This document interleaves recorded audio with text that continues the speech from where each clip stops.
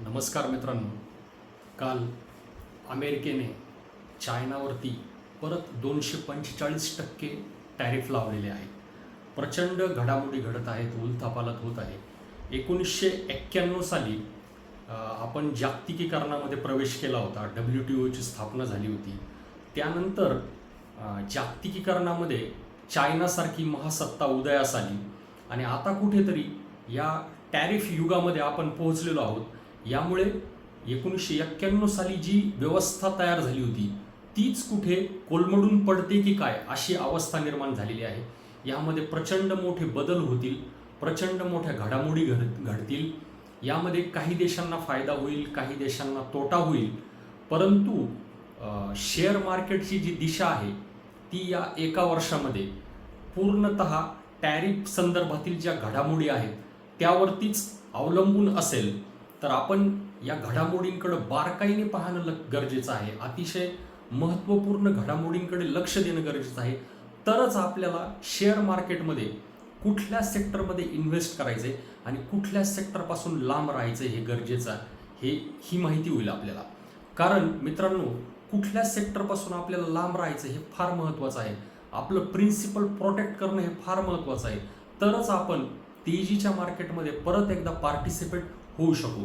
त्यामुळे आपण सातत्याने रेग्युलरली मार्केटचे अपडेट जे पाहतो त्याचं कारणच हे आहे की मार्केटमध्ये होणारे अतिशय सूक्ष्मातील सूक्ष्म बदल देखील आपल्याला आपल्या निरीक्षणामध्ये आणायचे आहेत आणि त्या पद्धतीने आपल्याला मार्केटच्या बरोबर राहायचं आहे, मार्केटच्या अगेन्स्ट आपल्याला राहायचं नाही आहे. काल भारतीय मार्केटमध्ये तेजी दिसून आली. आशियामधील निक्केई असेल, जपानचं मार्केट किंवा हँगसेंग असेल, यामध्ये आपल्याला वाढ दिसून आली. त्याचबरोबर युरोपियन मार्केटमध्ये देखील वाढ दिसून आली. परंतु काल अमेरिकेमध्ये मात्र पडझड दिसून आलेली आहे मित्रांनो आपल्याला. तर आपण याचे कारणं पाहूया.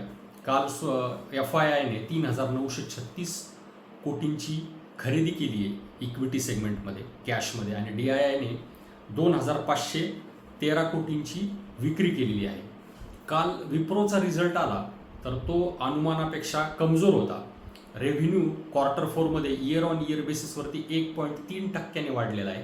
तर profit after tax 25.9% year on year बेसिसवरती वाढलेला आहे. परंतु जे रिझल्ट होते ते अनुमानापेक्षा कमजोर आहेत. म्हणून आपण सातत्याने सांगत आहोत की IT सेक्टरपासून आपल्याला लांब राहायचं. याचं कारणच हे आहे की अर्निंगचा सपोर्ट नाही आहे, व्हॅल्युएशन्स फेअर आहेत.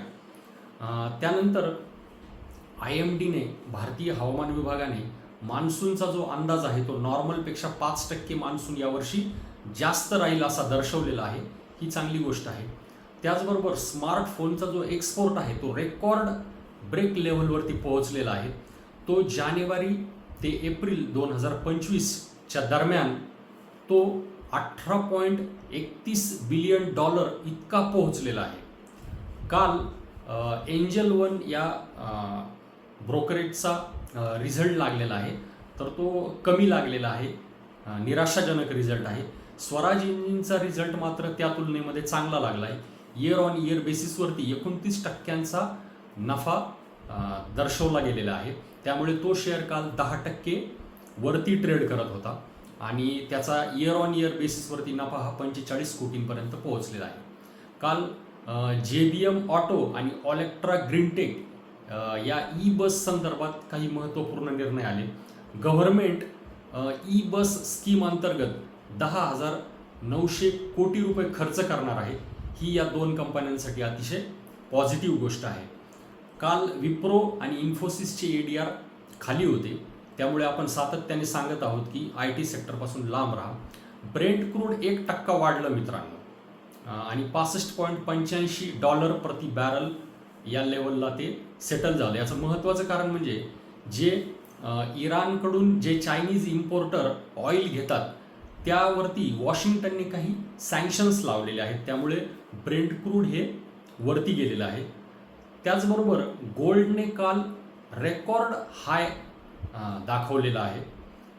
तर गोल्डमधली ही जी वाढ आहे ती निश्चितच जगामधील जे एक असुरक्षिततेचं वातावरण तयार झालेलं आहे, जिओ पॉलिटिकल टेन्शन्स तयार झालेले आहेत त्यामुळे ही वाढ सोन्यामध्ये सातत्याने आपल्याला दिसून येत आहे.